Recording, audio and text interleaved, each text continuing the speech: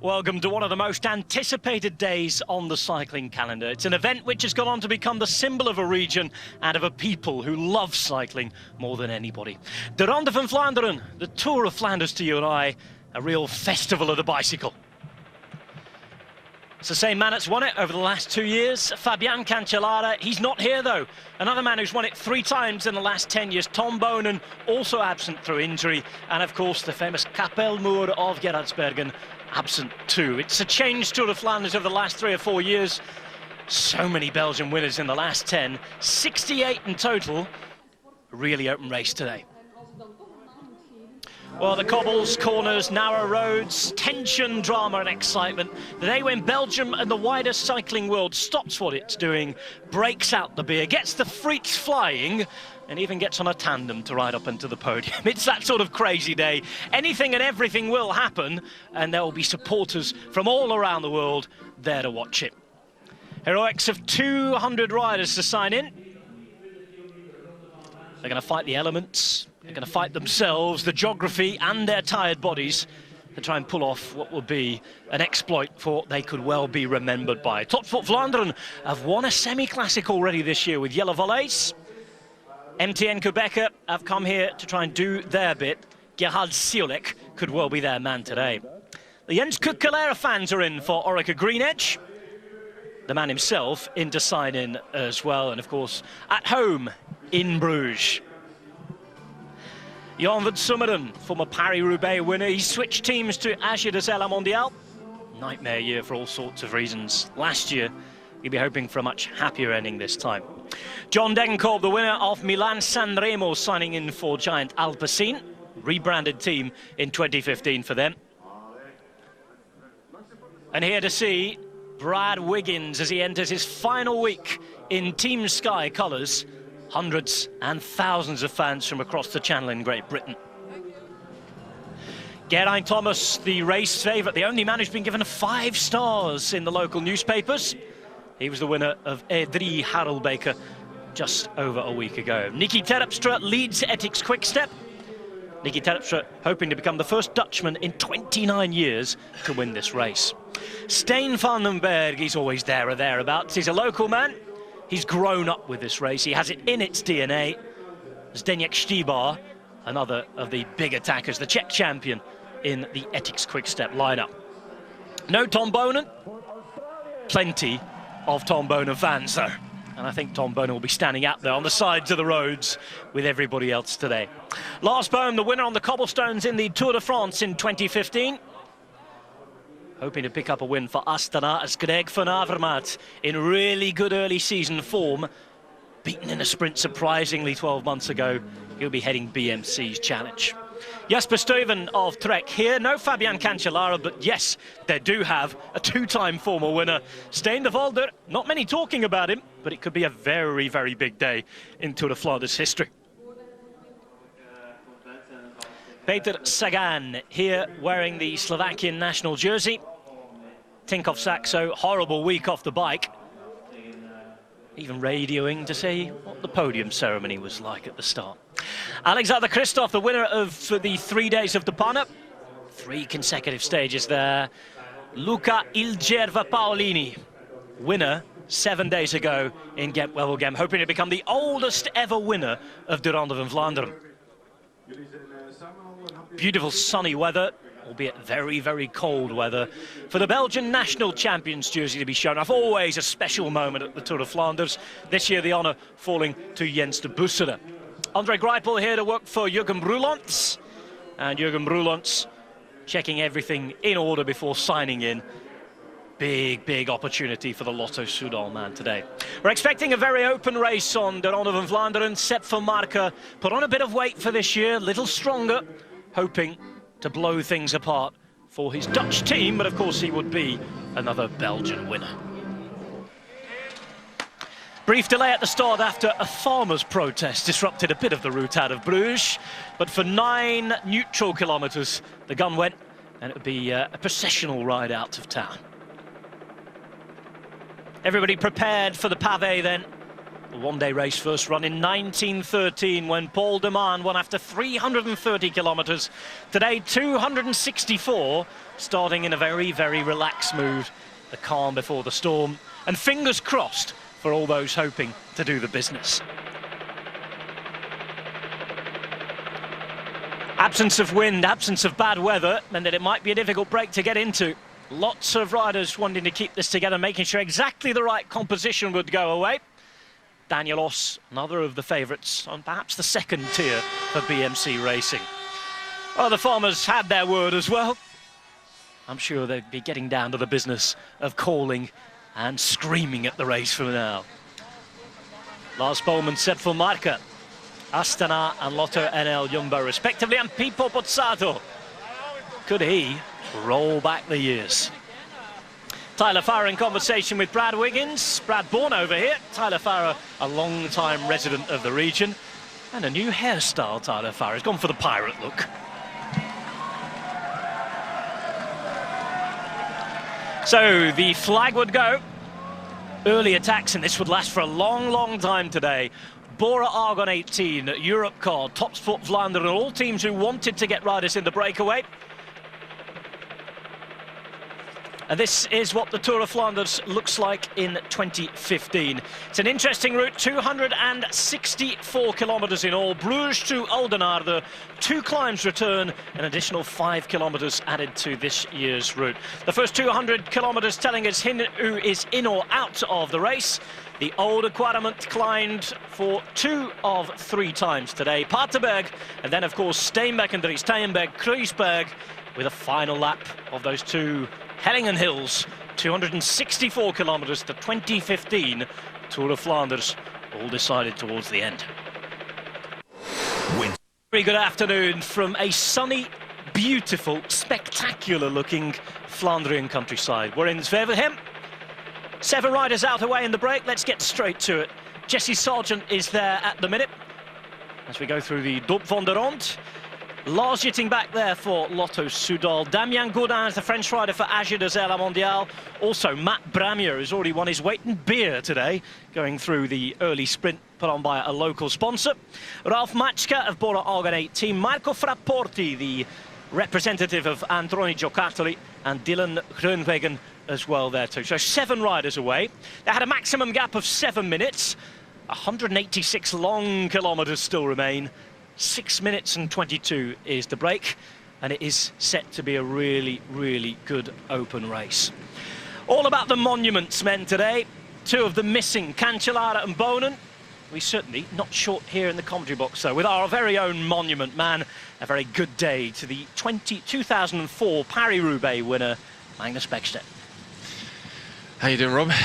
Brilliant afternoon, Magnus. Always exciting this time of the year. Yeah, definitely. You know, it is the crazy season, as I call it, and starting off with Tour of Flanders, and I think today's going to be a very, very interesting race with not having Tom Bonen here, not having Cancellara here, 2 of the guys that are sort of the main focal points for so many of the teams, so many of the riders, and you know, a lot of riders kind of base their whole tactical scenarios in the past on what those 2 guys would do, and without them here, I think we're looking at a very, very different race today.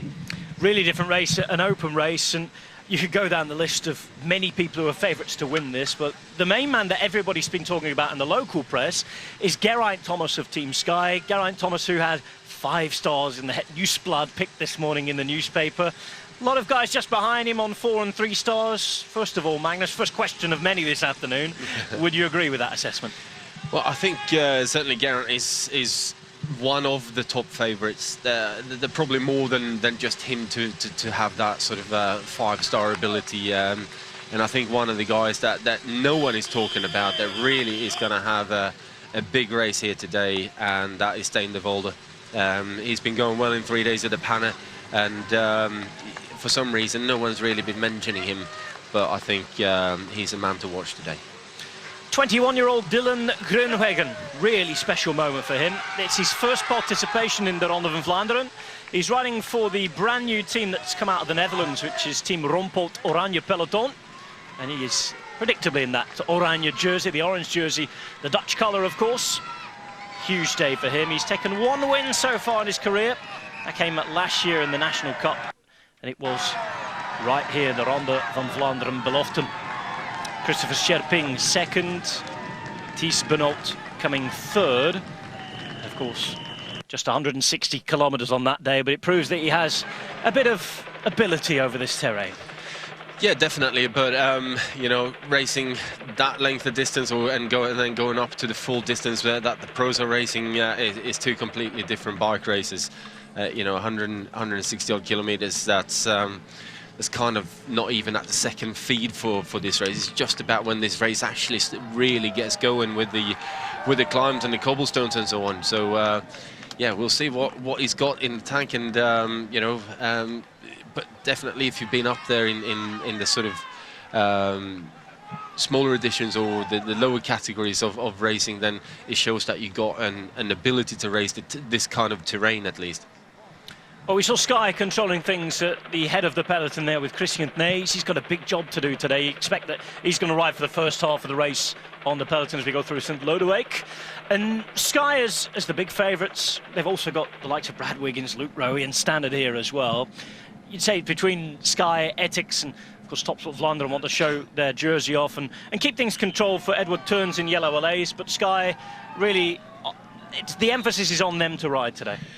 Yeah, I think so. Certainly with Garen having taken the E3 a couple of weeks ago now, that he's very much a favourite, and I think with the way that Team Sky tends to race, they want the control of the race, and they ride the best when they are in control of the race. So no doubt is Christian Knees going to have to do some major kilometers on the front today to set the rest of the team up to really try and give Garen Thomas and maybe even Bradley Wiggins. You never know with Brad how he gets on with this. They might end up finding themselves in a similar position as they were last year in Paris-Roubaix, where the two of them are in there for the win, and in that way they got obviously great opportunities with two very, very classy bike riders. Well, it's slowed down, and you can see why. No need for an explanation. 6 minutes and 24. And of course, this is the time to get the calls of nature out of the way. There'll be another of these before the end of today, before all the action hits off. 19 hills this year, 2 extra from last time out. We've got the Beidendries back, which has been out after a little bit of road works and what have you. But again, it's the same final circuit we've seen over the last 4 years now. Oude Quaremont, Paterberg.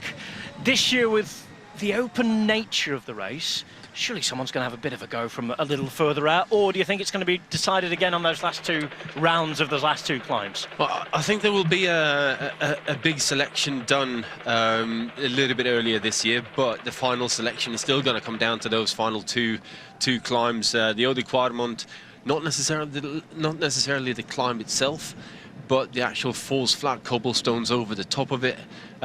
Although today there isn't an awful lot of wind about. It is picking up ever so slightly compared to what it was this morning, but there's still not, you know, it's not like we've seen in the past few races. Certainly again Bevelgem.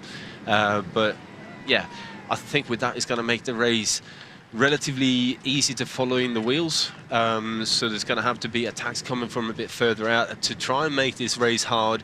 Because the last thing you really want to do is to make this a relatively easy race where someone like Alexander Kristoff, who I believe is one of the favourites alongside with Garen Thomas, can cruise around in the peloton, do a couple of effort up the climbs at the end, and find himself in a group of 20-25 riders coming into the finish. Because let's face it, who's going to beat him in a sprint there?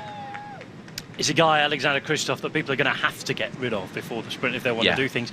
Hence, even someone you're going to have an interesting and very, very high tempo race towards the end, you expect? Yeah, I expect the last 60-70 kilometers to be really quite a high pace, a lot of attacks and so on. And even someone like Peter Sagan, who's not won an awful lot this year, but obviously is one of the favourites because of you know, previous editions and so on. I think he's one guy that even with Kristoff in there now, if there was an easier race, Peter Sagan is not really sure that he can beat Christoph at this point in time. So I think even Peter wants this race to be a bit harder, to try and get rid of some of the sprinters fast, necessarily quite as good on the climbs. And even someone like Cholik, for instance, MTN Quebec, he's one guy that I think will be quite dangerous. Jon Degenkolb is another guy that similar kind of riders as Christoph, but with 3 wins in the Panna. There, the Sky Rider was Brad Wiggins. Oh yeah, it's signals to the car straight away. Wants something changed. If he's going to have a problem, better to get it out the way now. Yeah, definitely. It's unlikely to go particularly fast up the Eau de Quadmont here, but Brad certainly taking... Bike change already. Bike change for Brad Wiggins. Oh, there you go. Oh, dear. Now then, that's interesting because, of course, 7 days' time, he's got an appointment with his final race for Team Sky. A little bit of a limp there. Looks like he should be OK, but the way he threw that bike down, it was not a full Wiggo tantrum, but he wasn't happy. No, it certainly wasn't happy. And like I said just now, it wasn't necessary to take the risks going around those corners. Whether it was his fault or not, I don't know. But it should be all right. It didn't look like it was a high-speed crash. But yeah, you always, when you come down, you feel a bit off for a while, and as long as you get back on the bike quickly, let's see if we can spot what's happening here. I think it's on the left-hand side we need to look, don't we? It is actually Brad that goes down first. The inside of that corner has got some drain covers, and obviously with the rain that we had yesterday, there will be sand and grit lying in the middle of that rain cover, which is probably where he slid. So Elia Viviani just telling everybody what's happened. Conversation between Ian Stannard and the car behind as well. Looked as though it might have been Nelson Oliveira, who was a Portuguese champion, who went down with him. There's a white jersey next to him. Yeah, it might have been, but that was definitely Brad losing that, and he's shaking his left hand. He's not particularly happy with that one, obviously. Thinking of next week, we saw Tom Bonan last year riding with wrist and hand problems. Of course, you've had problems as well in your past. It hurts, Magnus, and I tell you what, Paris-Roubaix, it's going to hurt a heck of a lot more next week. They're harder cobbles, they're tougher cobbles, and there's a lot more of them. Yeah, definitely. Having a fractured wrist, even if it's a hairline fracture or anything like that, I can tell you from personal experience, it's not a nice thing to ride a Paris-Roubaix with.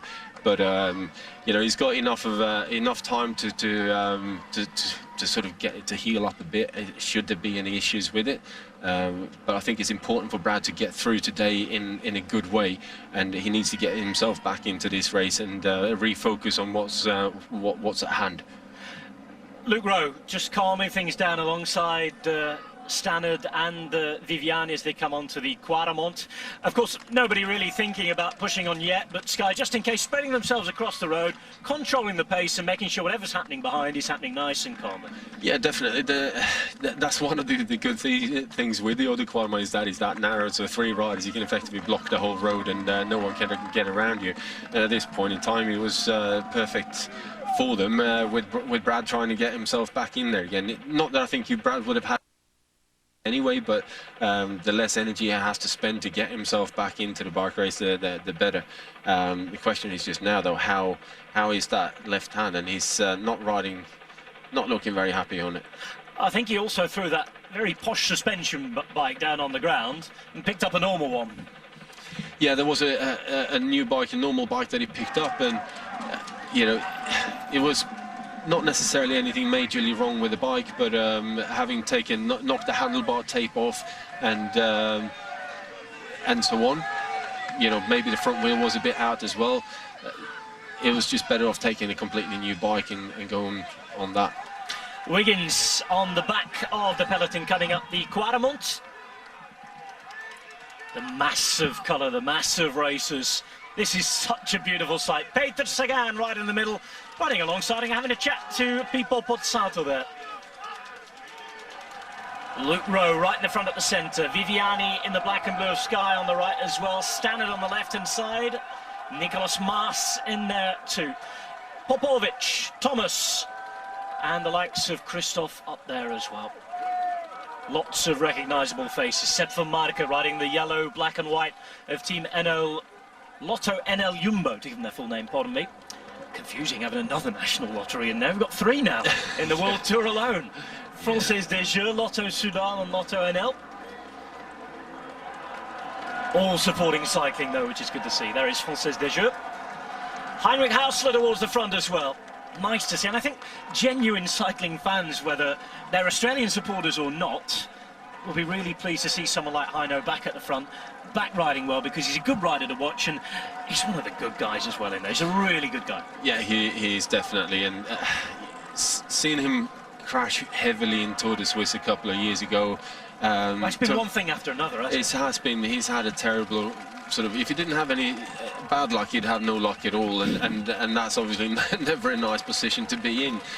So it's always good when a guy like that has been in the mix for these races and the classics, and you know, Milan-San Remo a couple of years ago. You don't get to those kind of results on luck, and all someone like Heino would need now is just a clean run of training and no injuries, and I'm sure he'll find himself back in the mix of it again. Brad Wiggins at the back with Michael Scher as well, the former Swiss champion, also had a bit of a problem. Martin Elmiger. And to the top of the Eau de Guaramontego, and look at that, talking about the big VIP tents and everything, that's one of the biggest of the race. Wonderful to see that in action from the sky. And look at this, the Welsh flags there for Garen Thomas. The many Flandrian yellow flags as well that we can see. Towards the back in BMC colours, 57, Michael Scher, drafted in at the last minute to ride for BMC. They've got a good team, by the way. Marcus Burkhardt is here as well. Daniel Oss and Greg van Avermaet we talked about. Sylvain Dillier rode well last year. Quinziato and Klaas Lodewijk. Good to see him back on a bike now. Riding off the cobbles. Where do you ride on here, Magnus? Because it's been a muddy day yesterday. We've got barriers that can come into these gutters as well. You can either take on the resistance and stay in the centre, or as long as you're alert, you can try your luck in the gutter, can't you? Well, I think you can try your luck in the gutter as long as you're front row, like Ilya Kaiser just was here.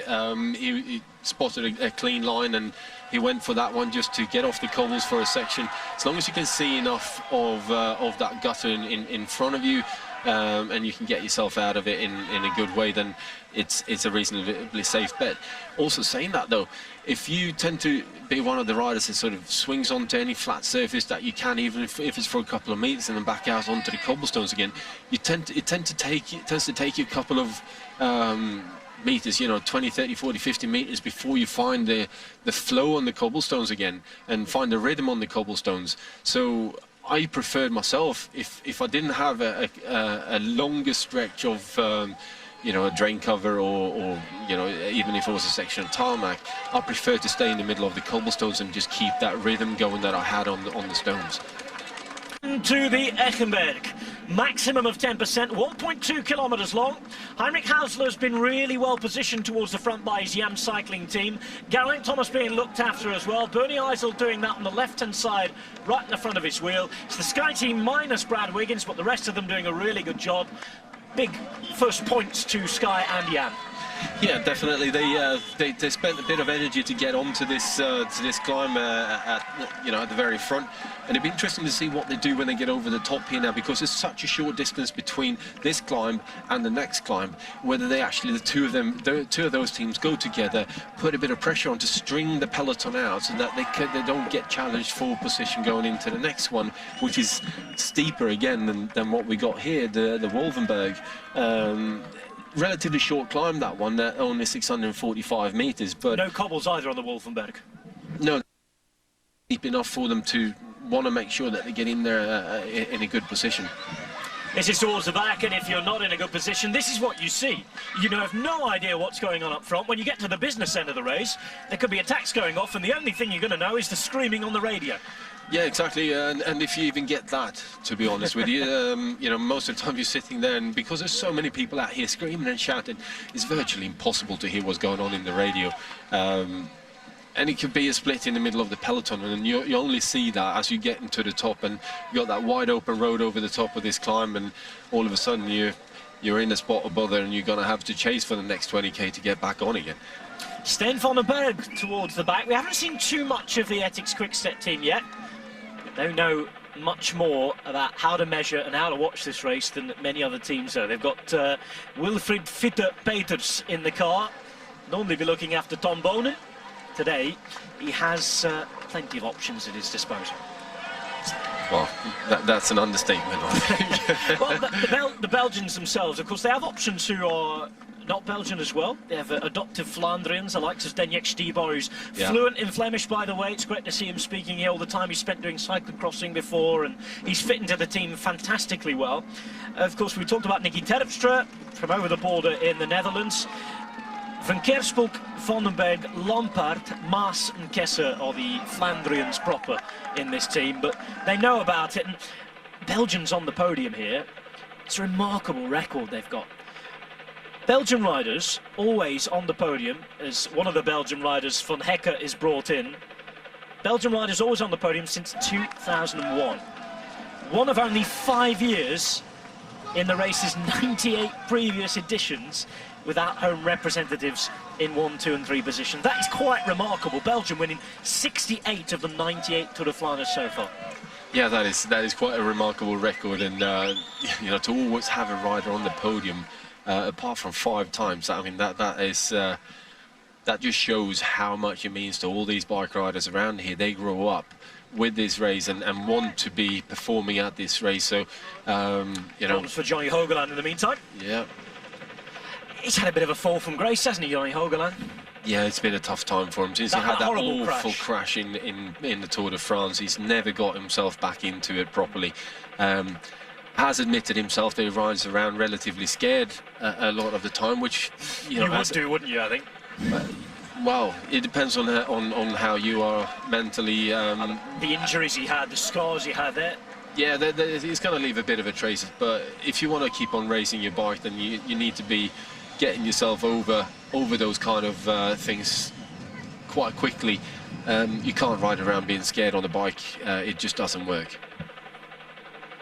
130 kilometres to go, 6 minutes and 16 for the 7 riders. Sargent, Back, Godin, Frapporti, Matska, Bramia and Greenwagon. And we've seen soigneurs on the side of the road. There are wheels, there are bottles. This week and next week. Today, Ronde van Vlaanderen, Paris-Roubaix next Sunday, Hell of the North. Big job for soigneurs, mechanics. It's all hands to the pump, really, isn't it? Because you have people dotted all over the road trying to provide some assistance, because if you get the bad luck and you're not prepared for it, things go wrong, the team can lose the whole race. They certainly can do it, and sometimes the team car, if the race splits up over some of these sections of cobblestones or a climb, or in, you know, Paris-Roubaix, you've got a number of cobblestone sections, and you can come into one section being the majority of the peloton together, and by the time you get out on the other side, there's 6 different groups, and there's not enough of a time gap in between the different groups to actually allow the team car in there. Okay, you've got certain motorbikes, neutral service motorbikes, travelling around with wheels. They're allowed to get into the gaps much quicker. But still, even so, it's going to take you a long time to get a wheel. So what the teams do, they place families, friends, sponsors, anyone they can get on hand with a set of wheels at the end of every cobblestone section. If it's a longer section, they might even place one halfway through, so that you can just swing over, grab the wheels, put it in the bike yourself, and get on with things. And you know, try and chase back on into the group that you were, or at least be picked up by the following group, which means you got a chance of getting back into where you were, and go on from there. So it's a mere mechanical for Sagan, pardon me. Frapporti is taking the non-cobbled route, but the possible punctures route on the side of the road as well. They're on to the Paardenstraat. Greipel then, back into the peloton. Sagan has his team around him, ready to bring him back. So a little worry for Peter Sagan. He's 25 now. No Slovakian has ever won a monument. 3 times one-day World Tour winner in E3, Harelbeke, Gent-Wevelgem and in Montreal in Canada. Back into the peloton here, but he's got to slowly somehow make his way back towards the front again. Yeah, certainly if you're going to see more accelerations like with the one we've just seen. Sorry. Yeah, I think you know, he obviously wants to ride near the front again and get back into it, but no stress. He's got all his team around him, and they're looking after him well. So, you know, you kind of see the usual chilled out Peter Sagan, not really stressing about it, and he knows he's got enough firepower around him to take him where he needs to be. Bramir again, riding on the side, just off the cobbles, not quite in the gutter, but away from the cobblestones.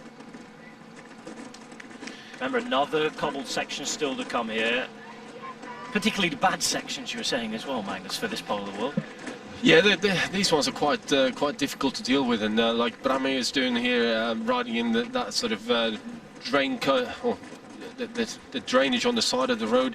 It's quite a difficult balancing act to do, and you can't really sit too much on the wheel. Hence why Lars Bak from Lotto Soudal in the red there is just riding across the cobblestones. He's comfortable enough on the stones, so he'll just keep his pace up there. And there's always that bit of a lip, about 1.5 centimeters high, to get from where Bramir is riding up onto the cobblestones again. And I've seen so many riders in the past years get themselves caught on that when they're trying to jump back onto the cobbles, and effectively do what I like to call an NBF. Still Bramir, right in the gutter now. Majka behind him in the black. In the red you've got Lars Bak, in the white the Kiwi rider Jesse Sargent. Looking further down the line, Ajay Dozen, the brown and white Damien Godin. Another man in the 7-man break. The gap for whom has gone down to 3 minutes and 25. Hog hook after this.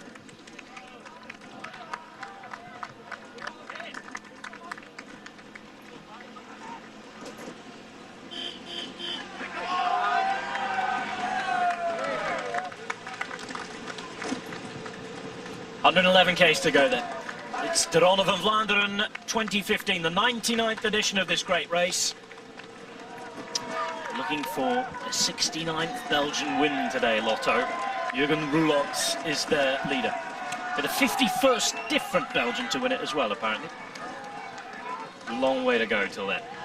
And once they get out of this section here now, though, they have at least about 13-14 kilometers of normal road, if you can call any road in Belgium normal, before they actually hit the Haag hook. And from the Haag hook then we're coming into another section of you do the Haag hook is about 2 kilometers long, and then you go straight into the Leerberg, and from the end of Haag hook to the start of Leerberg is only about 300 meters before you go up that climb. So that tends to be quite a tough little section of racing again. Badestrat for the peloton. Nice to see, for the first time really towards the front today, Sepp van Marke, Lotto NL Jumbo. Sepp van Marke is a man that could well strike fear into the bodies of his rivals. Yeah. He was really ripping it up in Omloop Nieuwsblad before he had a mechanical. He was the strongest rider on the road. I think even Ian Stanham would admit that, the man who won the race in the end.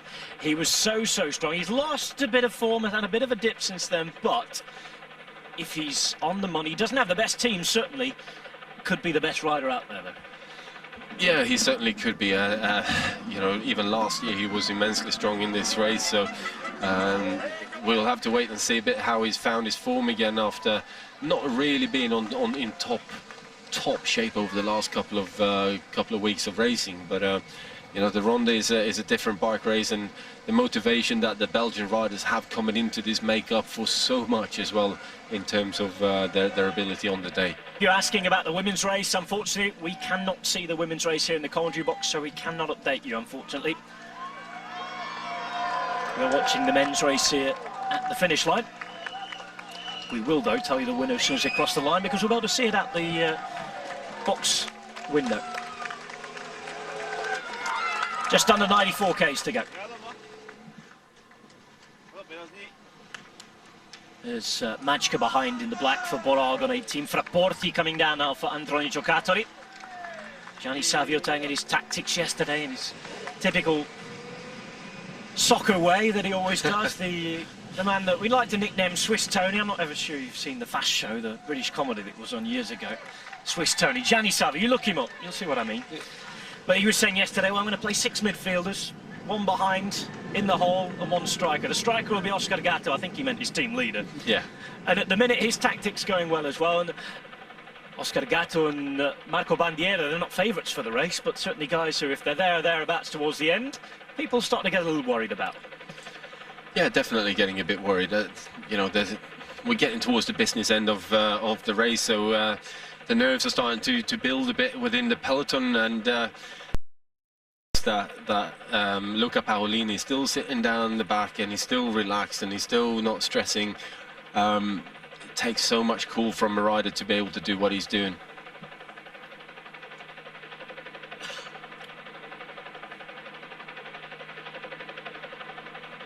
Again, so much jostling for position.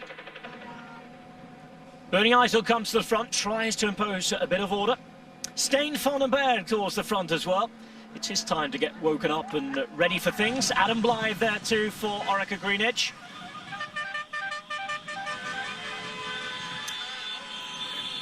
This is very, very crazy here. And you could just get an idea with all the horns beeping away there, people moving in and out. These are parts of the bike race we don't often see on narrow roads, and shows you how dangerous things can be. Yeah, they certainly can be, but you know, the horns that the team cars are using is more of actually warning other cars that the riders are coming through. There's a rider coming up, or you got a rider on the back of your car that you might not have spotted. As Paolini's now again making his way back into the group, still not stressing. Looked like Christian Knees was going back there as well at the moment to have a bit of a... Dries Devenijns as well on the left-hand side. He's a man that Yam Cycling will want to be up the front. He's not their main protected rider, but I would say if things don't work out with Heinrich Hausler or Sylvain Chavanel, he's the next man on the list. Yeah, it certainly is. You know, they do have a strong team and that they're fielding, and it would just be interesting to see what happens with the tactics and how they play it all out a bit later. Peloton onto the Beirendries, average of 7%. 165 there for Tinkoff Saxo. Michael Morkov. Christian Knees has done a lot of work today. Might be feeling in his legs now, maybe. A bit too early? A bit too early for him to start dropping off, and he'll no doubt be back up near the front again. I think he's just kind of hovering around the back there, trying to find out where Bradley Wiggins is, and how am I going to motivate Bradley to get near the front and hang out with the boys again. Ever since he went down, he has not been seen at the front, Brad Wiggins. You start to wonder about next week now as well. If he was going to do something at Roubaix, did he need a good race this week? Or as a former winner of Roubaix yourself, is this week not too much important? This race here is very important in terms of you know, getting a very, very hard workout, and then trying to get almost like what we like to call a super compensation for going into next weekend. So for me, Tour of Flanders was always get out there in the morning break, ideally, work as hard as I could throughout the whole stage for as long as possible, make sure I get to the finish, and then rest up for a couple of days. We used to have Wevelgem on the Wednesday, which made things a bit different again. Now they haven't got really. They got Skelde Praise on Wednesday, but none of these guys that go into Roubaix would really field up in the Skelde Praise. Paolini now really getting race ready. He's got his cape off, and he's bound to put that onto one of his teammates soon to take back to the car. This is a race now. Sky still controlling, but lot of teams ready. Peter Sagan towards the front, and I think now that if you do want to be involved with all that's happening off the front of this group, you cannot afford to be around the back if you're a main man. No, definitely not. And coming down towards the Kanarieberg here now, although we have quite a big gap in between this climb and the Eau de Quarmont next time around, the Kanarieberg is one of these climbs where there's always a lot of stuff happening going into it. It's quite a fast descent here, and then a sharp right-hand turn into a very narrow road that then starts to climb. And in the past we've seen a few crashes and things happen there, so just want to make sure that all the top riders are near the front and getting into the bottom of this climb in a good way. Canarieberg then. This is back. What a job he's done today. He's blowing as well now. Yeah, of course, he's been out there for a long time today, so he'll certainly start feeling it now. 74 Ks to go.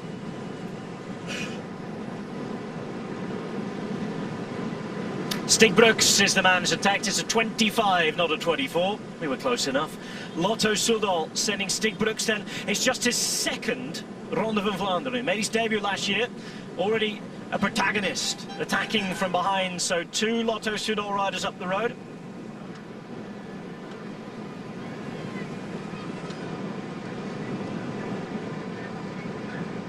Three minutes and 7. That gap just growing a little with the acceleration that these two have been putting on. And I was wondering how long it would take before Lars Bak was putting in that move, because I think the pace that 6-man group was riding at was a bit slower than what he's able to do on his own or with another man out there. So, you know, it was only a question of time really before Lars put that big dig in.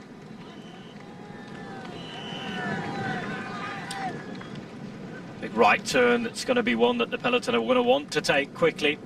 Again, it all comes down to recons as we go past the last feed zone of the day. Time to get that in your bellies. You can see Garen Thomas there with the big blue musette. Bernie Eisel radios in as Puccio and Viviani, the two Italians, take it in turns to do the turns. Yeah, I think Viviani was just signalling there that we're turning right off the road down here. So I'm quite happy taking the turn, but just watch out for that corner. Get the food in your either in your pockets or in your bellies quickly. Yeah. And that's the same. It's got a message that's got to go through the whole peloton for everybody to be safe as well. Yeah, definitely. On to the Canarieberg. At the end of the day, you know, the safety you don't really think of at that point. You just want to make sure that you're getting into that right-hand corner relatively far near the front of the peloton, and that's why a lot of riders are starting to take risks now. And this is the moment where you know, time of the day when you can start adding in a few slightly higher risk elements into your racing. Beforehand, it's very much about just trying to stay safe, and in whatever place you can, and whatever place you know, if you've got a Team Sky around you that are happy riding on the front all day, then that's a very nice place to be. But apart from that, like Paolini's been doing, sitting off the back, that's another place where you always got a bit of time to brake and stop. Although you get caught behind stuff, you might have to chase, but as long as you're not doing the chasing yourself, then you know it can be one way of riding it. Not one that I personally would prefer to do, but you know, every man to his own, right? It's the jewel in the crown of the Flemish Classics, the Ronde van Vlaanderen. It will redefine the career of any rider lucky, good enough to win it. Of course, I know that you certainly felt the same with Paris-Roubaix. It does define what you're about as a bike rider, and that is why people will take risks here. People will have big plans, and why this is such a big deal. The people on the side of the roads who've seen the emotion, who've seen the frites and the beer going down plentifully so far today, even since last night. But once you're on the road, once you've got a number on your back, you know that if you win this race, with Martinez part of those chasing on alongside Stig Brooks, you know that if you win this race, if you're involved towards the end, your name will go down in history as a legend.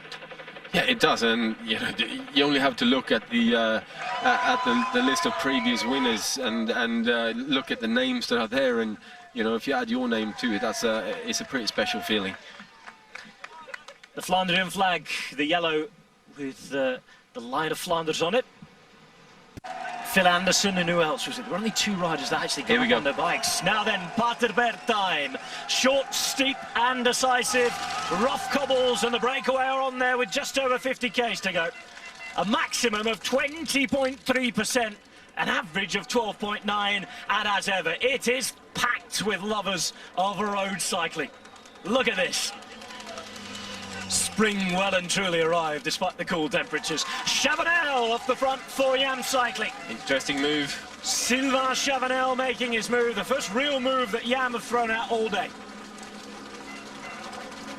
So Sylvain Chavanel, who's kept very, very quiet. We've hardly seen him.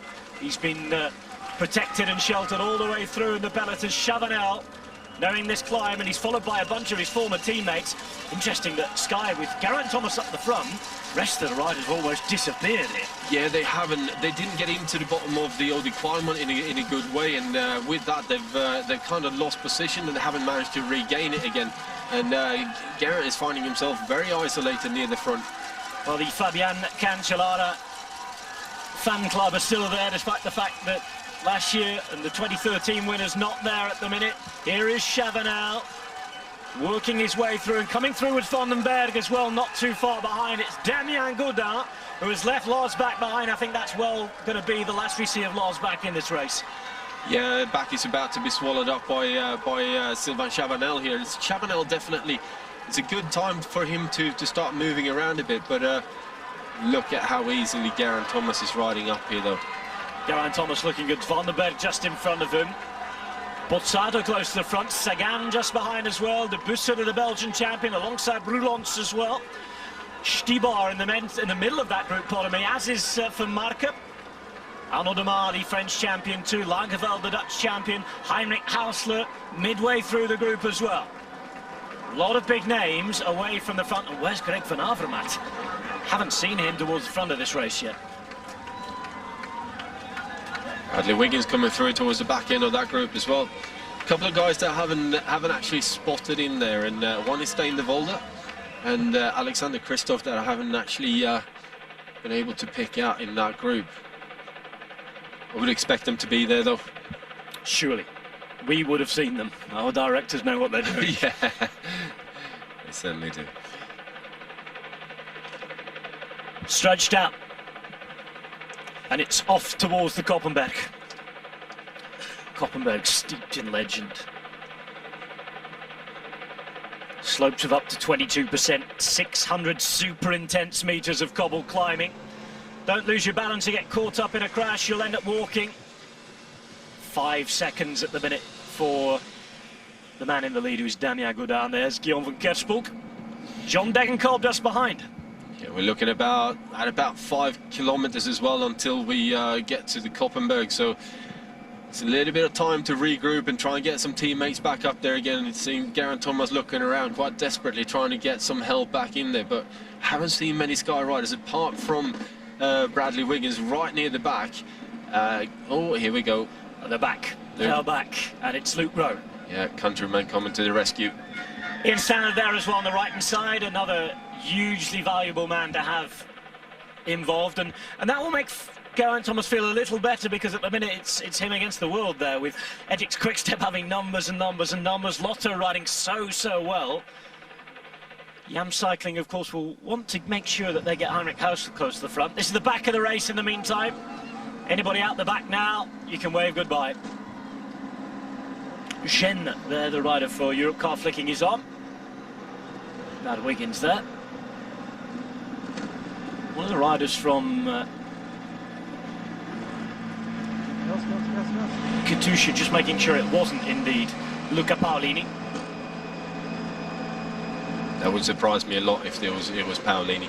No, I think he's in the right place at the right time now. Katusha riders all around him. Peter Sagan close to the front as well. As Brad Wiggins pacing those on behind who have been left out. Want some help though.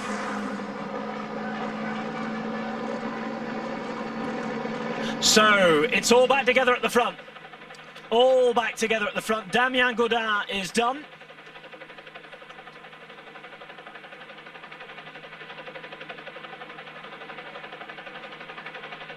And this is what's happening here.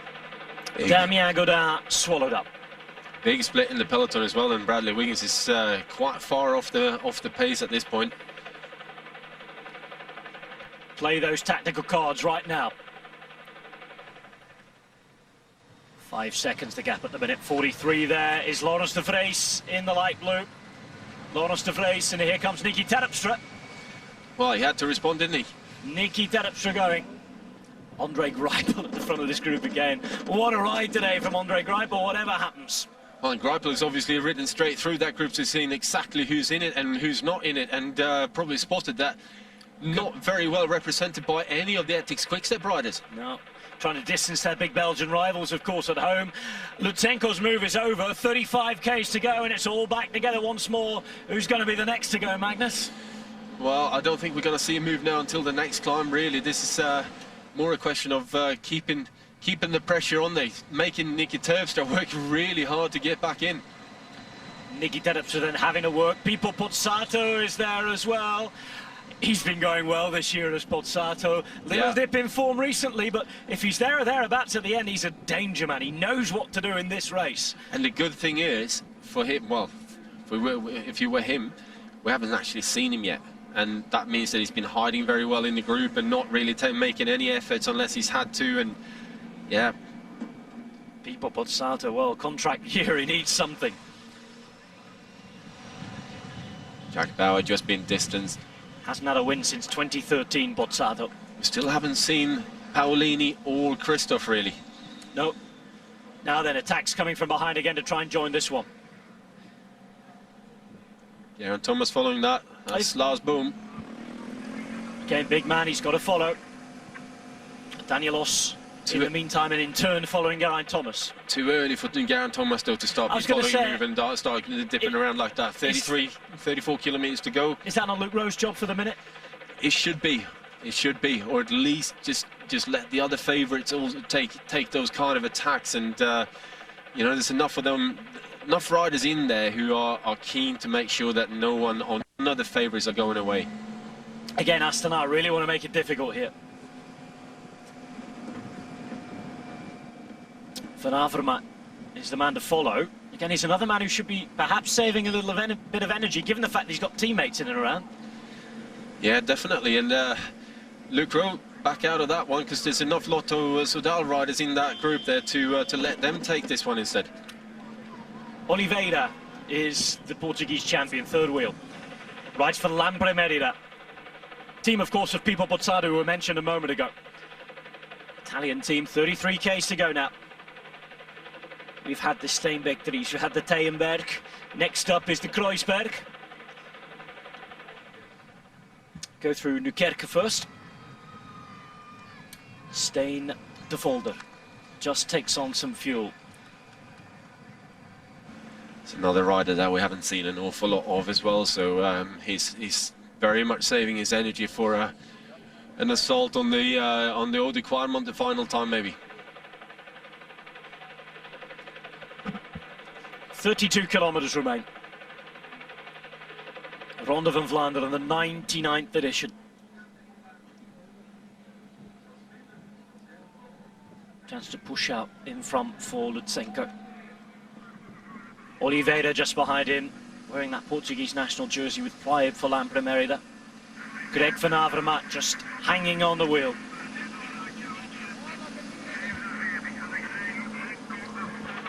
Astana then, wanting to be very, very active here. They weren't the first team on everybody's lips when we turned up today. Yes, of course, they do have Lars Boom, but apart from that, they're not one of the stronger teams out there in terms of names on paper, but it doesn't always work out that way, does it? No, it doesn't, and they've been riding smart so far, and, you know, Lars Boom looks like he's actually riding well here.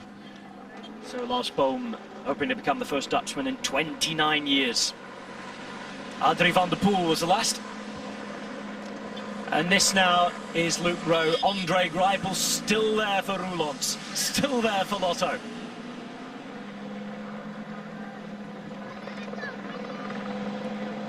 Danielos for BMC there as well. Pozzato right in the middle of the group. Geraint Thomas waits in fifth wheel as Luke Rowe is the man there chasing. Just sharing those duties out now.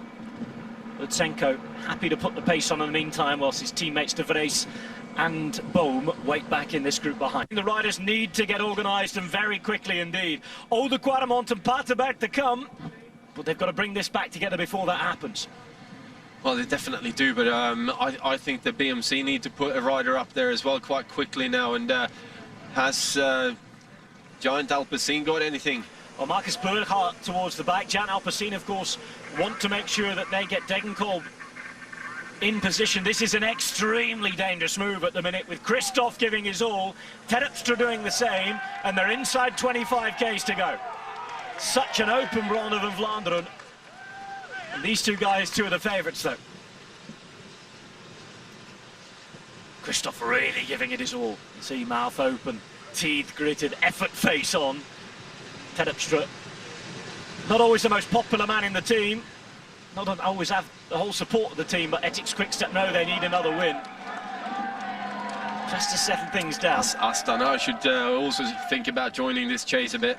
Shaking the head from Greipel. He knows that more people are needed to commit to this. Well, Greipel, he's definitely given everything that he's got. He tends to start shaking his head when he's going flat out. Well, fair play to Lampre Merida, because they're by far and away not the most numerous team in terms of riders in this group, but they've committed Oliveira straight from the start, really. Yeah, there's no doubt about that. A few riders sitting up behind as well now. This is the lead of the race. Terpstra and Christoph heading towards the Eau de Quaremont. Final time of the day that they'll climb one of the most representative climbs in this brilliant Ronde van Vlaanderen. So many people stood up there waiting for the action to happen. And we know you are at home wherever you're watching as well. Remember, get in touch with us. Hashtag Magnus Baxter on Twitter, hashtag, or at RobHatchTV, at Magnus Baxter, pardon me. Who's going to win? Will these guys bring it back? De Volder, Stibar, Roulants, Benuta's there, Greipel, Boom, De Vries, Lutsenko, 3 for Astana, who finally come to the front and start riding. Drucker, Os, Burkhardt and Van Avermaet, 4 from BMC, with Devenijns, Elmiger, Pozzato and Oliveira. De Kort, Whitens, Degenkolb and Kukulera, so 3 from Giant. Rowan Thomas, the 2 from Sky, with Sagan and Marcato completing the group here. Quite a few teams. BMC with 4 riders. Why have they not been committing more resources? Well, that is a question that I would like answered as well, because you know, the two leaders up front at 29 seconds now, they're still going faster than this group, and you know, if you got anything left, then you need to throw the kitchen sink at this. Just over 20 kilometres remain. I think the same could be said as well for Giant Alpecin. They need to put a rider up there. They've got 3 in the group. Yeah, they need to. Christoph flicks his arm. Terpstra is going to come and ride through. 2 of the strongest guys out there on the road today. And if 2 are going to ride away, these 2 would be a pretty good bet. Well, definitely, and they're very committed to the whole cause as well. And I think Terpstra is still very confident that he'll be able to shake off Christoph on the final climb and maybe go on his own, as we got now BMC finally coming up and doing a bit of a turn. Jempe Drucker from Luxembourg out there in the skin suit to do the work. Greipel comes and rolls through, as does Oliveira, and despite the fact that more teams are committing resources, the gap goes up to 30 seconds now. 30 seconds. Oh, and Sepp van Marke, don't think he's getting back on. No, I think that's end of race for Sepp van Marke. He's just underneath the trees there, and they're now letting all the team cars into the gap, which means that the group behind Sepp van Marke is also some way off. So goodbye, Sepp van Marke. I think it's fair to say that now. It's been a really good effort from him to get back on. In the meantime, Terpstra rides on into the final 20 kilometres of this 99th Ronde van Vlaanderen. Couple of 100 metres and then we're hitting the Eau de Quaremont again, or the lower slopes of it. The Quaremont over 2 kilometres long. Still Greipel, what a ride today. Absolutely incredible. And whatever happens, Lotto Soudal have to be congratulated, because they have been one of the teams. There have been a lot of teams hanging around waiting for things to happen today. Lotto have tried to make things happen right from the go. Yeah, definitely. They've been animating it very well, and you know, you've got to take your hat off to Greipel for the commitment he's got to the team at this particular race. Writing in from Australia, wondering where Orica Green Edge are, wondering where Heinrich Hausler is. They've been lost into the second group. Up towards the Paterberg, the people line the slopes of the very, very steep slope. Big, big pump of the fist there towards Nicky Terpstra. Here we go. Paterberg time for the final time. It's Christoph that leaves them on, and it's Terpstra who's behind on the wheel in a perfect position to attack if he can. Yeah, definitely. Christoph is looking okay on this lower slope though. It's not until about halfway when it really kicks up steep, so he wants to save a bit for that final bit. Remember last year, Christoph got distance on the final sort of 50 to 100 meters over the top of the Patersberg, and that's what left him behind. So Christoph still there. Terpstra perfectly placed. It's 20.3% maximum gradient, and they're about to hit it now as Oss leads the chasers on behind as well. De Volder trying to hang on with Elmiger at the back. Yeah, De Volder not looking quite as good as I thought he was going to go this in this ronde, but... Oh, the flags, the freaks, the beer, the people, they're all here. It's Paterberg time, and Terpstra can't hold the wheel. Look at this. It's Christoph, if anything, who's stronger than Terpstra. This is incredible at the top. Yeah, it definitely is. As Greg van Avermaet is putting in a big move on the Patersberg as well, and Stenix Stibo is managing to follow. Garen Thomas is really having to dig deep, having done so much work on the Old Quadman. Oh, there's life in this race yet as Van Avermaet is pushing up behind. Nobody can hold his wheel. Greg van Avermaet really powering up the Paterberg. Thomas on the left-hand side, Pozzata being left behind, and here comes Sagan now. Sagan turning on the pace as well. Yeah. Can they catch him? Sagan really motoring. Sagan is going, he's in front of Geraint Thomas. At the minute, though, it's Van Avermaet who's going to come up and below. Well, we need a time gap. We need an accurate time gap at the top. We do, but look at this one, though. Thomas... Degenkolb's behind him as well. Degenkolb is in there. Lars Boom has just ridden up to them as well. There's still racing to be done here. All depends on how it's going to play out up front.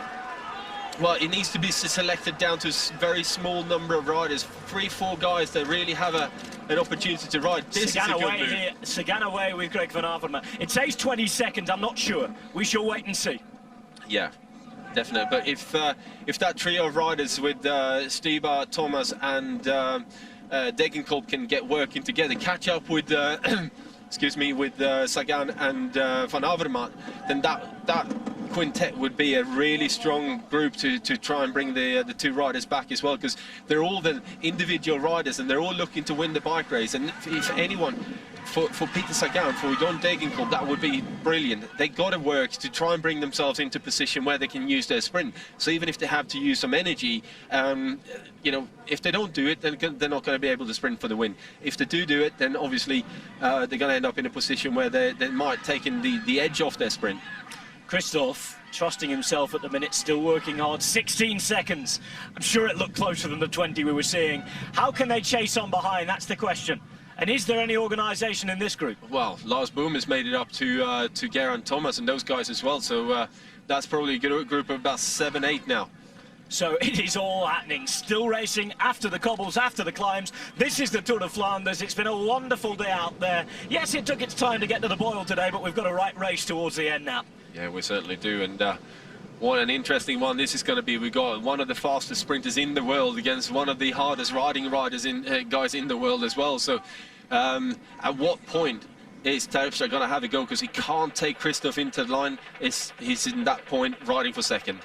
Ethics Quickstep for another year involved. So the times back to Group 3, 25 seconds. 17 between the two groups on your screen. The left ahead of the race as Bohm again tries to ride away and to join that group with Sagan and Van Avermaet.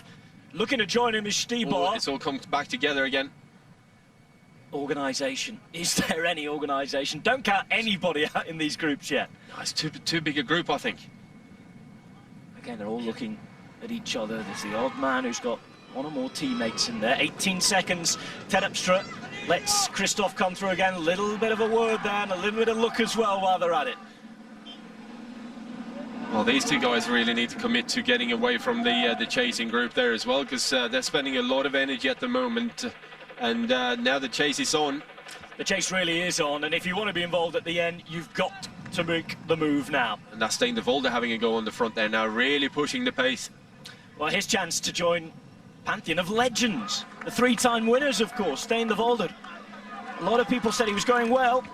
Can join the greats on 3 wins today. The only previous victor in this race. Peter Sagan there at the front. Well, he's finished second in 2 monuments, both here and at Milan-San Remo in 2013. What's going to happen now?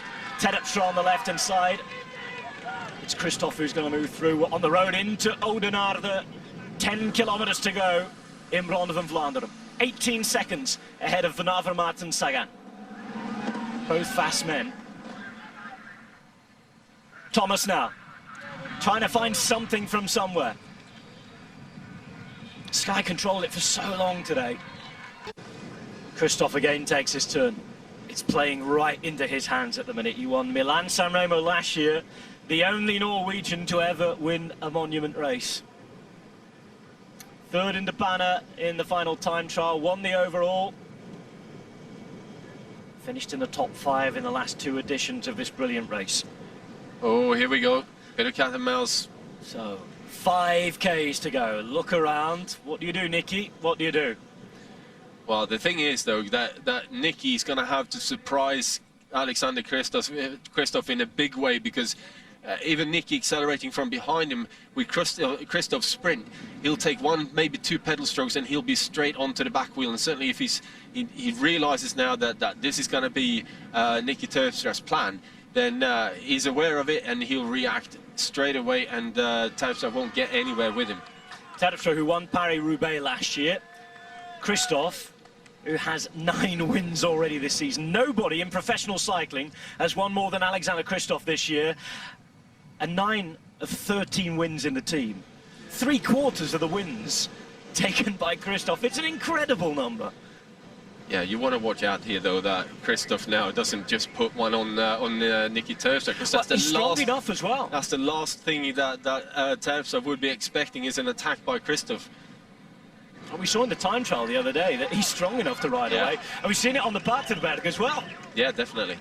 He's surely looking the stronger of the 2 on the road at the minute. I'm not sure about those 27 seconds, though, because it looks like Peter Sagan and Garen van Avermaet are coming closer.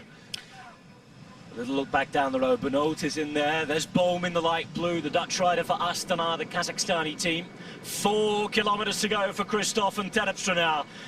It's building up, it's building up. We're going to have the crescendo very soon. It says 24 seconds.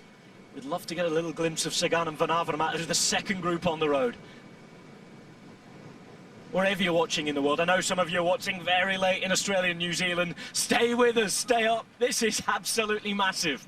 Here is Van Avermaet, here is Sagan. 22 seconds now. Terpstra in the blue, white and black at the back. Kristoff, the Norwegian, in the white, red and blue of Katusha, the Russian team. Kristoff is a huge unit on a bike.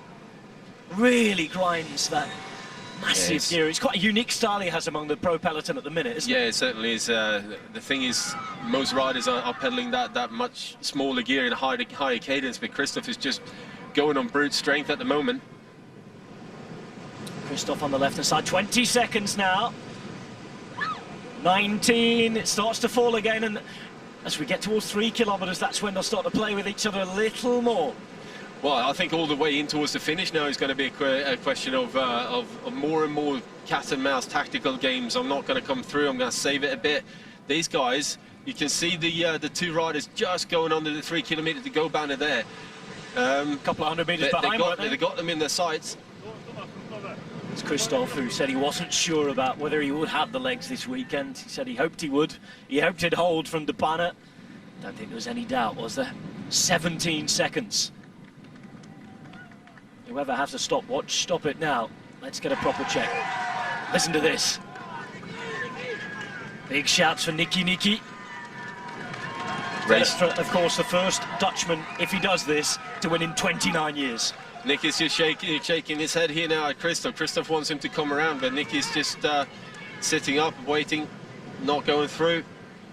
That is too early. And the last couple of turns that he's done as well for me have been sort of soft turns, if you like. Hasn't really committed. He's trying to save energy, all right. In the meantime, behind, they're certainly committing. Bohm is there as well. Lars Bohm pushing on. Or is he? No, pardon me, he's been left behind. He's been left behind. Well, Terpstra and Kristoff. Kristoff still at the front, Terpstra behind. 16 seconds, they say. A little move over to the left, an attempt to get Terpstra to come through. not taking his turn. Well, Terpstra needs to come through his 2 kilometres to go. Oh dear, oh dear, oh dear. That's Steen van den Berg. That's well behind in the second group, but Steen van den Berg has hit the deck. Not involved towards the end this year. And this is, oh dear, oh dear, oh dear. It's a giant Alpecin rider that just dropped his wheel off the edge of the road and then managed to save it, but obviously took Van den Berg out. Alexander Kristoff inside the last 2 kilometres. Are we going to see an attack from Terpstra, or is he going to put his faith in a sprint? It's big faith to beat Alexander Kristoff, who just does his shoes up, gets ready for a sprint.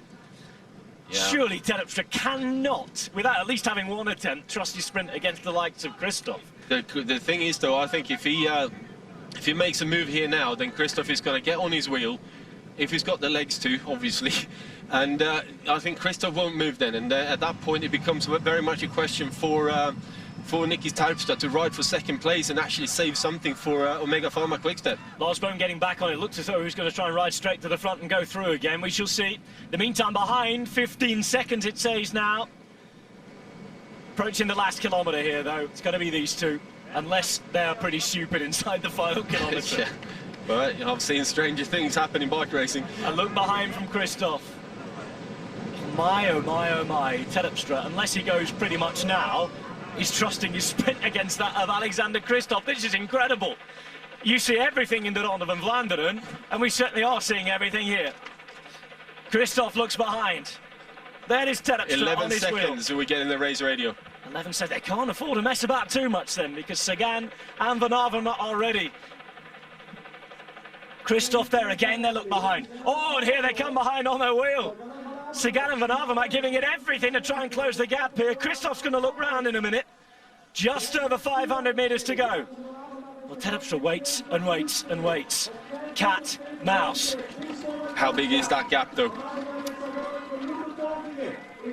Kristoff is playing this one. Watch out, though. Well, Van Avermaet is going for a long one. Terpstra waits on the wheel. Terpstra waits on the wheel as Van Avermaet goes and looks to turn it on. Sagan, I don't think, has any energy left to put anything in. Sagan is not going to finish on the podium whatsoever. 6.5 hours almost as Kristoff waits. It's going to be a very, very late sprint for the line, whoever chooses to go. It is going to be Terpstra who waits on the wheel. How long are they waiting? Here goes Terpstra. It's all out sprint now for the Tour of Flanders. Terpstra against Kristoff. Kristoff hits the front. Kristoff on the front. Surely Terpstra can't do it. It's going to be Alexander Kristoff, the first ever Norwegian winner of the Ronde van Vlaanderen. It's his second monument. Kristoff does it. An absolute powerhouse after doing most of the work in the final 5Ks. Terpstra had nothing left. He had his go. He never even hit the front. Kristoff straight alongside him, and that is a wonderful, wonderful win from the strongest rider on the road at the minute. Well, the only words that really spring to my mind is you legend, absolute legend. The way you know, to commit and still believe that you can beat him in the sprint, even though he's taken the last 2.5, almost 3 kilometers, and keeping the pace going, make sure that they don't get caught, and then still manage to respond. I mean, Terpstra was never even in the run for it. Here comes a sprint for minor places. Cobbles coming through. He's going to take it. What a day! What a ride! What a group of riders coming to the front. Alexander Kristoff choosing to attack. Here he is. TV2 Norway already going crazy over their new winner. And there you have it. 10th win of the season for Alexander Kristoff. A 14th for Katusha, who are having possibly the best week in the history of the team at the minute. They cannot stop winning. Kristoff is the Tour of Flanders champion 2015, and he becomes the first ever Norwegian winner. He wins the 99th edition of this great race, and Alexander Kristoff becomes a legend.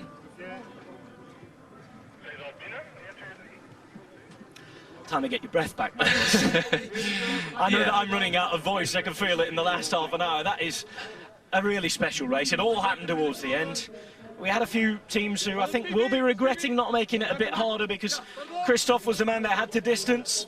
OK, Terpstra tried his best towards the end. Van Avermaet is another man who takes a podium place again. Third place for him, a really good ride from Greg Van Avermaet.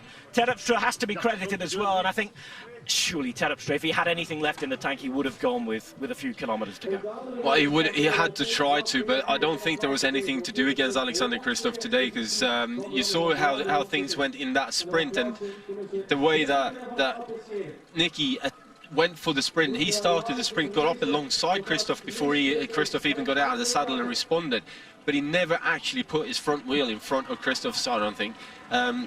Just the acceleration that Alexander had when he went for it, just straight away, Nicky would have realised that I got nothing on this. There's no way I'm going to come back in on the wheel and try and come back out of it, out the wheel again for the finish. It was basically a beaten man already. At the point when they came to the top of the Patersburg, Nicky Terpstra was a beaten man unless he managed to get rid of Alexander Kristoff, and you can see straight away that you know, Nicky didn't even hit the front, did he? No, he never even. He come out of the wheel and never hit the front. That is a wonderful win for Alexander Kristoff. Terpstra in second, Van Avermaet third, with Sagan finishing fourth. Katusha, win number 14 of the season. But it's Norway, adding the country's name to a long list of victorious nations. Kristoff, well, if he thought he was good, today's proved to be a very, very special rider. Arnaud Demar's going to win his first sprint of the year. Shame it's for the minor placings, though. Yeah.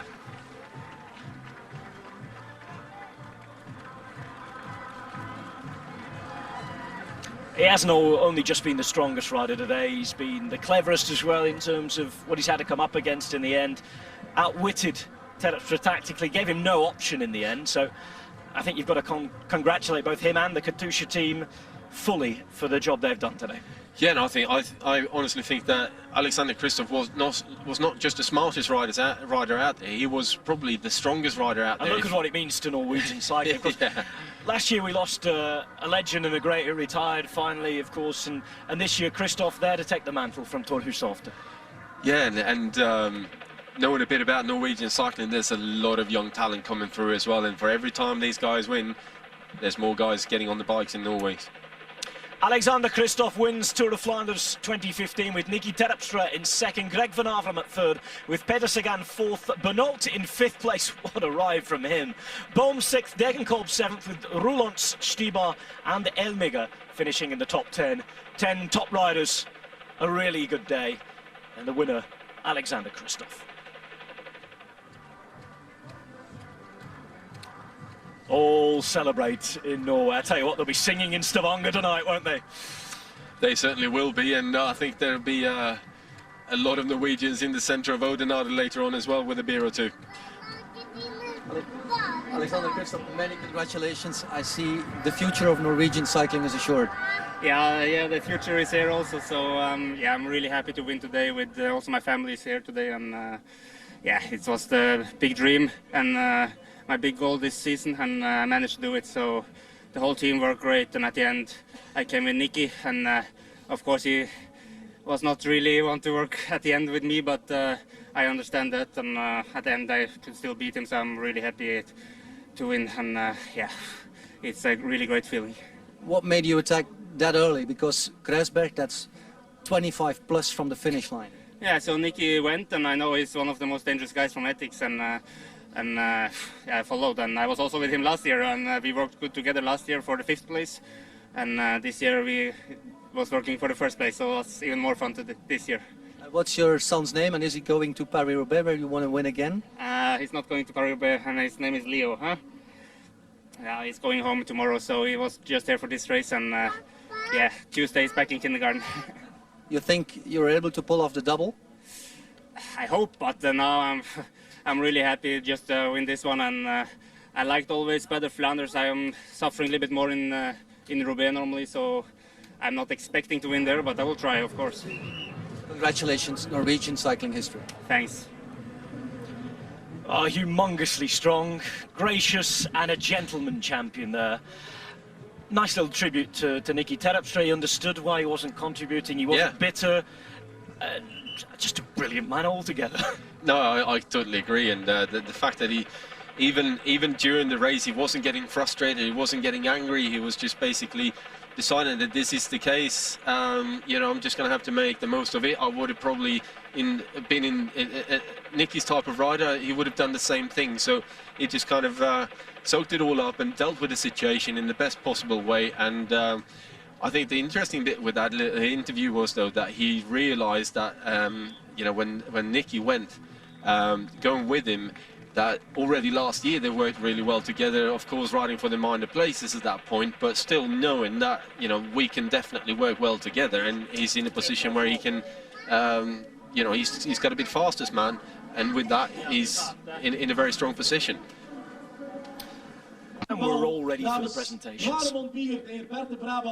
En namens de KBWB en namens de UCI verwelkom ik ook heel graag de heer Tom van Damme. As the Prime Minister of Belgium on the right-hand side. The rest of the sponsors and dignitaries in as well.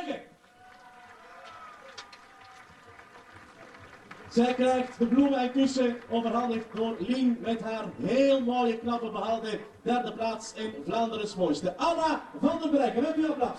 Anna van den Berg for Rabobank. Live Rabobank, third place in de Ronde van Vlaanderen.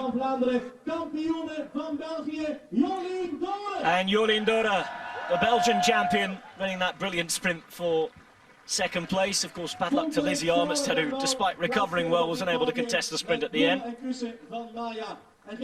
She receives her prize as well. And Jolien Dora, very, very popular rider as the Belgian champion. What about Elisa Longo Borghini though? And she went with a long, long way to go. Still around 40 k's to go when she took off and attacked. Had a minute at best. Held it out towards the end, and Elisa Longo Borghini proving that Wiggle are the strong team at the minute in women's racing. And the Italian wins the Tour of Flanders. Big congratulations then to Elisa Longo Borghini. I think Brad Wiggins will be happy. It's the team supported by the Bradley Wiggins Foundation, so a win in part for him. I can tell you he's finished the race as well today. But it's all about Rochelle Gilmore, who's built this team. The sponsors Wiggle and Honda as well. Elisa Longo Borghini beating Jolien Dora, her teammate, and Anna van der Breggen as well. We hebben op dit ogenblik ook bij ons de heer Tom van Damme, die de nummer 2 zijn de Jolien Dora een fantastische fles champagne mag overhandigen. En namens Much time for the celebration, and because a lot of talk we were getting asked throughout the live, a lot of people around the world, what's going on in the women's race, what's going on in the women's race. Unfortunately, the race isn't filmed by the host broadcasters, it's filmed by another company who then puts it out later on the UCI, but holding the women's events on the same day seems to fit in perfectly, and what a tough race this is as well for both the men and the women. They take on the same climbs, the same bergs, and they've had the same sort of number of people watching on the road. It's been a brilliant race, and we saw some fantastic action with Longo Borghini taking it well ahead of those coming in at the end, and there are some top races around the world. Yeah, definitely. I think this is a great thing for women's cycling, that they are using the classics, the men's classic, and running women's races at the same time, and you know, it's just going to help to build the profile of women's cycling even further. And over the last year and a half, it's really made a big step forward, and I think that momentum they're going to keep going with, and there's going to be more and more race organisers effectively are going to be put in a position where they have to put on a women's race, and rightly so. Talking to Rochelle recently, she was saying that she understands fans getting frustrated that there's no live coverage of every race every day, but she said, no, we've made big steps, although it's not always apparent when the races are on. She said things are really, really changing at the minute. Yeah, and there's some interesting rumours going on about the 2016 season, where we may actually get some televised racing going, for live televised broadcasting going on with the women's tour. Today, we congratulate Elisa Longo Borghini, who beats Jolien Dora and Van der Breggen in second and third. She's the winner of the Tour of Flanders 2050. Oudenaarde, party will go on long into the night. I think there'll be a few people pulling a sickie in Norway tomorrow, certainly in Stavanger. And that is one of the party cities of Norway as well. Big oil capital, a lot of wealth around there. They won't be short of a bob or two to spend on a few pints tonight.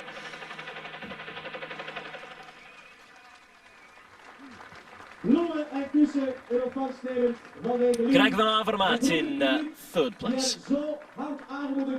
En uiteindelijk op een derde plaats heeft gebracht. Greg van Avermaet.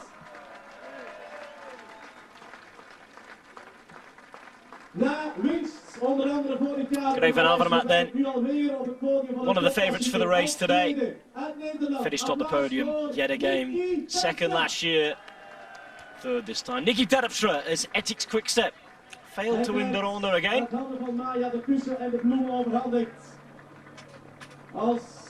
3 years now. Long time for a team like that. Nicky Terpstra though, I'm sure happy with the second place here, considering it was a particularly hard race, and considering who he's been beaten by, because the man who's about to come onto the podium is a special racer. He already won Milan-San Remo last year.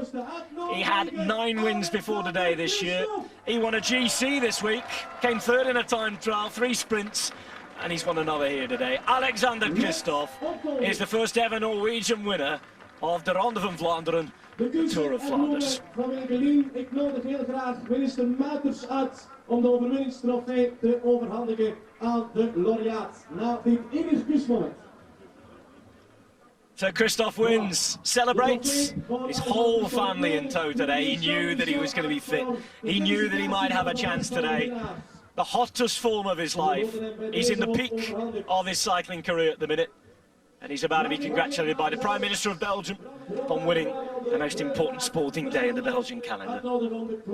How does it feel to win that monument, that Cobbles monument, Magnus? Well, for me it was a dream come true, a childhood dream come true. So you know, it's almost like a big relief when you manage to pull it off, and almost at the same time almost a disbelief that, you know, did I actually manage to pull that one off, or was there someone up ahead of us? And it was, yeah, certainly a very, very special day.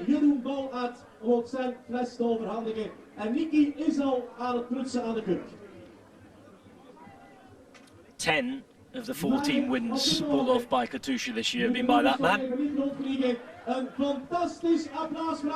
And the winner of the Ronde van Vlaanderen 2015, Alexander Kristoff. Nicky Terpstra second, Greg van Avermaet in third. A big race that kicked off rather late into the day, but my oh my were we entertained in the end.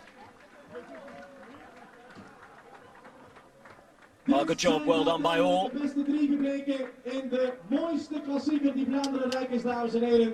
And in Flanders' finest, Vlaanderen's mooist, it is the finest of them all at the minute. Alexander Kristoff, who takes the win.